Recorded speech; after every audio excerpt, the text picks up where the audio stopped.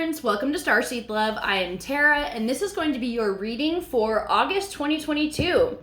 Already over halfway through the year, which is fucking wild, but here we are. So let's go ahead and call on your A-team, your angels, aliens, ancestors, ascended masters, anyone else that can bring through clear divine guidance of the highest vibration. So let's just see what messages we've got for you. This is going to be whatever situation you're currently dealing with. I'm having a hell of a time shuffling my cards this month. Like, I don't know what is going on. It's like I've never fucking done this before in my life. I promise I have. All right, Capricorn, what is the current energy for you guys? Oh my God. Okay. You know what? We're just chilling. We're chilling. No stress whatsoever. Just letting it go, letting it flow. Okay. Feels good. I think this last shuffle. Okay. I think the cards are just like rearranging themselves. Like some of them have to flip into a different position.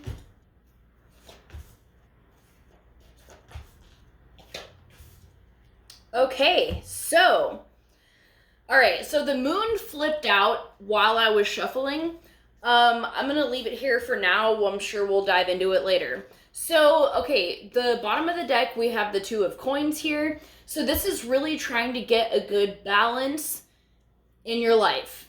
And, you know, just trying to juggle multiple things at once successfully in a way that doesn't, like, completely drain you or is just, like, not manageable. The current energy, we have the Two of Cups here in the upright. So this is really beautiful. Also, it's funny that I said I think the cards have to, like, rearrange themselves because a couple readings had gotten the Two of Cups, but it was in reverse. So whatever happened in the beginning flipped this to where it needed to be. So obviously you guys are meant for this card right here in the upright. So this is really beautiful relationships, and it's typically romantic relationships, but sometimes it can be friends and family as well. But there's just a lot of unity and a very deep soul connection here. We have them reflecting in each other's glass, and they're connected by this beautiful rainbow. Oh shit, actually, it's the Venus sign. That's funny. I always thought it was a rainbow. So yeah, lots of love here. It's also interesting that we have a crab holding the two hearts here. They're two little heart keychains or whatever. Because in the moon card, there is a crab emerging out of the water down here. So there can be issues that are coming up, and that's what the moon is. It's about unconscious things surfacing. And this just shows, I think, that this is a healthy way of bringing shit up, and I think it's going to be serving you in the long run.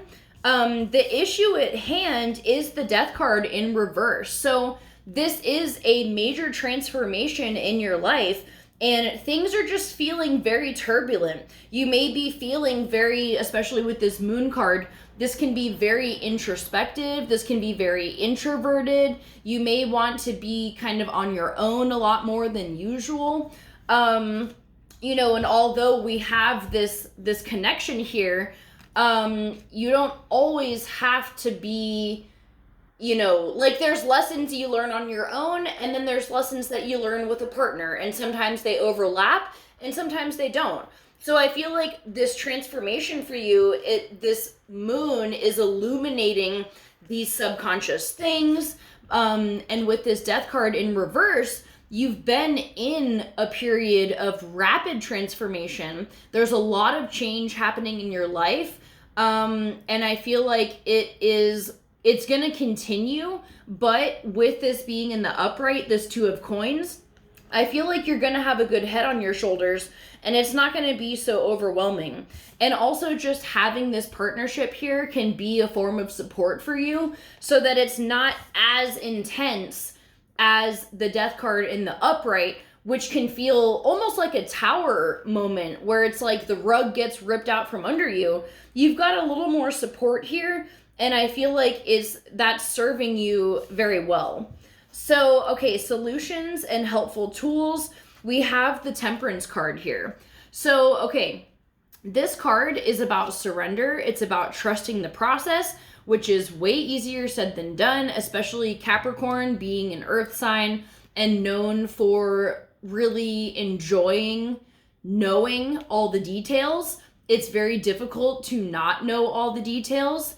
But also what this Temperance card is strengthening. So I love that. Okay, so we actually have, I didn't realize, 4 major arcana cards. So this is a very pivotal time in your life. And things are going to be accelerating, I feel like, for August. We do have the Lionsgate portal 8-8.